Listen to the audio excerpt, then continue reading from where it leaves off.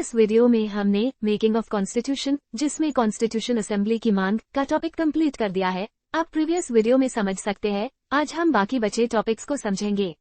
उससे पहले please like, share and subscribe our channel. Thank you. तो शुरू करते हैं। कॉन्स्टिट्यूशन असेंबली ने संविधान बनाने के विभिन्न कार्यों से निपटने के लिए कई कमिटीज की नियुक्ति की। कमिटीज दो पार्ट्स में डिवाइड थी, major committees and minor committees.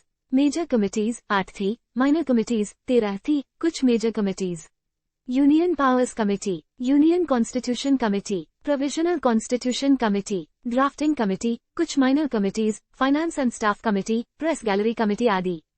हर समिति का अपना अध्यक्ष होता था, जैसे यूनियन पावर्स कमेटी और यूनियन कॉन्स्टिट्यूशन कमेटी के अध्यक्ष जवाहरलाल नेहरू थे। प्रोविंशियल कॉन्स्टिट्यूशन कमेटी के अध्यक्ष सरदार पटेल थे। ड्राफ्टिंग कमेटी के अध्यक्ष डॉक्टर BR अम्बेडकर थे।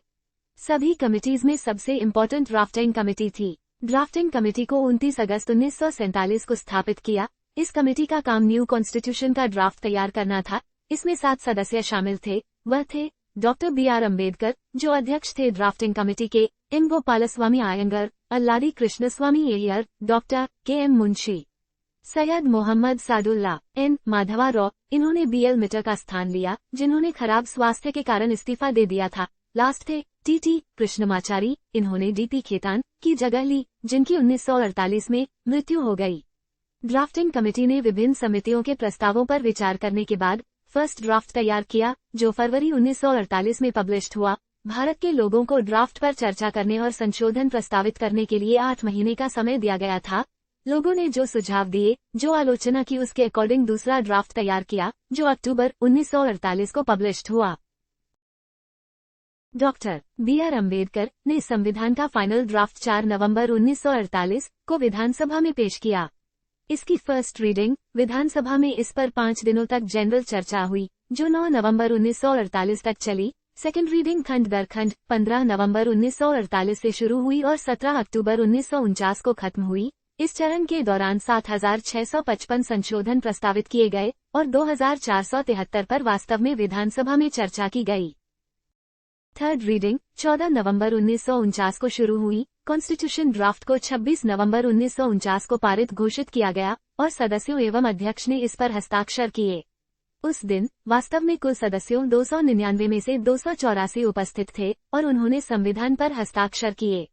संविधान 26 नवंबर 1949 को अपनाया गया। इसमें एक प्रस्तावना, 395 अनुच्छेद और 8 अनुसूचियां शामिल थीं। संपूर्ण संविधान अधिनियमित होने के बाद प्रस्तावना अधिनियमित की गई थी। डॉक्टर BR अम्बेडकर को संविधान के जनक के रूप में मान्यता प्राप्त है, लेकिन उन्हें मॉडर्न मनु के नाम से भी जाना जाता है। एनफोर्समेंट ऑफ द कॉन्स्टिट्यूशन, संविधान को कैसे देश में लागू किया गया। संविधान के कुछ प्रावधान 26 नवंबर 1949 को लागू हो गए थे, जैसे सिटीजनशिप, इलेक्शंस, प्रोविजनल पार्लियामेंट।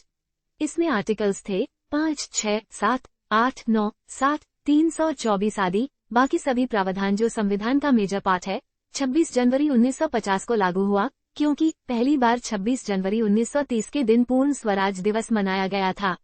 पूर्ण स्वराज के टॉपिक पर मैंने पूरी वीडियो बनाई हुई है, आप जाकर देख सकते हैं। अब बात करते हैं संविधान सभा की आलोचना। आलोचकों ने कहा इसके सदस्यों को सार्वभौमिक वयस्क मताधिकार के आधार पर भारत के लोगों द्वारा सीधे नहीं चुना गया था। कुछ आलोचकों ने कहा कि संविधान सभा को संविधान बनाने में जरूरत से अधिक समय लगा, जबकि अमेरिकी संविधान को बनकर तैयार होने में केवल 4 महीने लगे।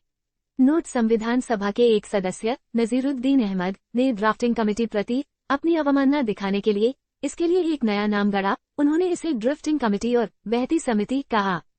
आलोचक इसे ब्रिटिश सरकार के प्रस्तावों द्वारा बनाया गया कहते थे। आलोचकों को लगता था कि विधानसभा में कांग्रेस पार्टी का वर्चस्व था।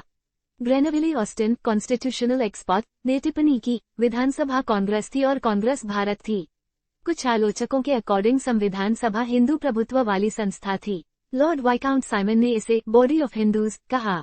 इसी प्रकार वेस्टर्न चर्चिल ने टिप्पणी की, कॉन्स्टिट्यूएंट असेंबली केवल एक बड़े समूह का प्रतिनिधित्व करती है। कुछ important facts: sir BN Rao को संविधान सभा का संवैधानिक सलाहकार नियुक्त किया गया। प्रेम बिहारी नारायण रायजादा ने भारतीय संविधान को अपने हाथों से लिखा था। संविधान को नंदलाल बोस और ब्योहर राम मनोहर सिन्हा के साथ साथ शांतिनिकेतन के कलाकारों द्वारा सजाया गया।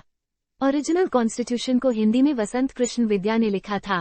Thanks for watching. Please like, share and subscribe our channel. Thank you.